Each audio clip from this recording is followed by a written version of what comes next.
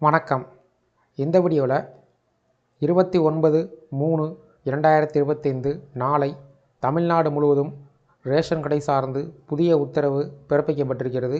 இது பொதுமக்களுக்கு மகிழ்ச்சி அளிக்கக்கூடிய ஒரு தகவல்.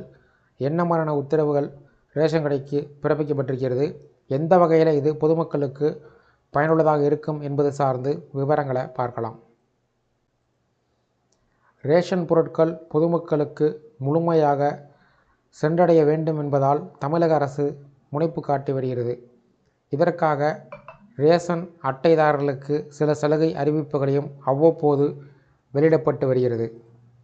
ரம்ஜான் வர இருக்கக்கூடிய நிலையில் வரும் 29ஆம் தேதி, அதாவது நாளை 29/3/2025 சனிக்கிழமையன்று ரேஷன் கடைகள் வழக்கம் போல செயல்படும் என்று அறிவிப்பு வெளியாகியிருக்கிறது. இந்த நிலையில் மேலும் ஒரு புதிய அறிவிப்பு அரசு தரப்பிலிருந்து தெரிவிக்கப்பட்டுள்ளது. இது ரேஷன் அட்டைதாரர்களுக்கு மகிழ்ச்சியை கொடுத்துள்ளது. தமிழக சட்டசபையில் பட்ஜெட் மீதான விவாதம் ஆரம்பித்து நடந்து வந்தது. அதில் தொகுதிகளில் நடக்கக்கூடிய முக்கிய பிரச்சனை சார்ந்து உறுப்பினர்கள் எழுப்பக்கூடிய கேள்விகளுக்கு அமைச்சர்கள் பதிலளித்து வருகிறார்கள்.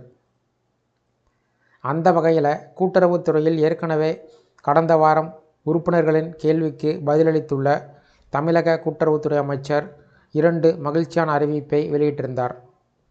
விரைவில் வீடு தேடி ரேஷன், அதில் முதலாவதாக ஆந்திரா, தெலுங்கானா மாநிலங்களில் வீடுகளுக்கு நேரடியாக சென்று ரேஷன் பொருட்களை விநியோகிக்கும் திட்டம் செயல்படுத்தப்பட்டு வருவதைப் போல் தமிழ்நாட்டிலும் வீடுகளுக்கே சென்று ரேஷன் பொருட்கள் வழங்கும் திட்டம் நடைமுறையில் உள்ளது. தமிழக உணவுத்துறை அதிகாரிகள் நேரில் பார்வையிட்டு அளிக்கும் அறிக்கையின் அடிப்படையில் முதலமைச்சர் கவனத்திற்கு கொண்டு சென்று நடவடிக்கைகள் எடுக்கப்படும்.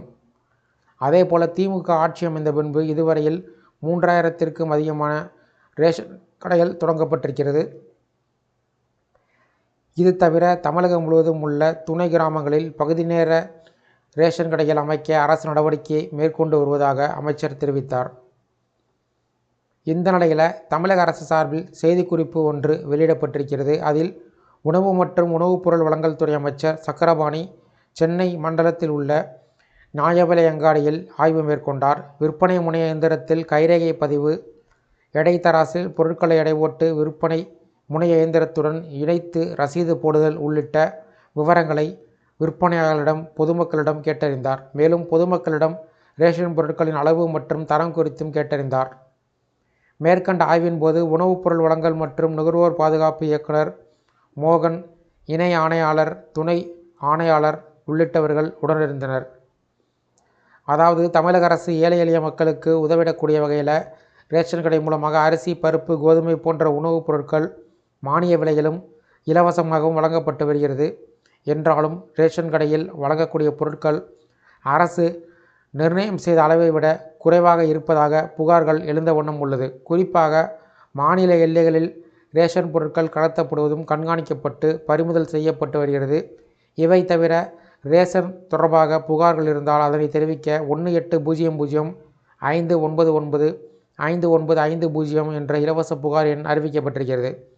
அப்படியிருந்தும் எடைகளில் மாற்றம் உள்ளது உள்ளிட்ட சில புகார்கள் பொதுமக்கள் தெரிவித்து வருகின்றனர்.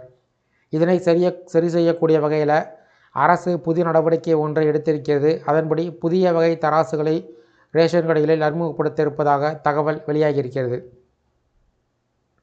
இந்த புதிய வகை எலக்ட்ரானிக் தராசுகள் அளிக்கப்படும் அளவு உடனடியாக ரசீதாக வழங்கப்படும். எடை தராசுடன் பில் மிஷினும் இணைக்கப்படுவதால் எடை குறைவு பிரச்சனை தடுக்கப்படும் என்று நம்பப்படுகிறது.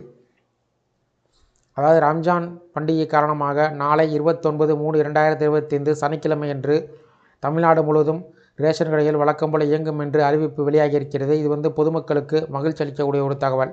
இந்த வீடியோ சார்ந்த உங்களுடைய கருத்துக்களை கமெண்ட் செக்ஷனில் காமெண்ட் பண்ணுங்கள். இந்த வீடியோ பிடிச்சிருந்தால் வீடியோக்கு ஒரு லைக் பண்ணுங்கள். இந்த வீடியோவை உங்களுடைய நண்பர்கள் மற்றும் உறவினர்களுக்கும் ஷேர் பண்ணுங்கள். நன்றி.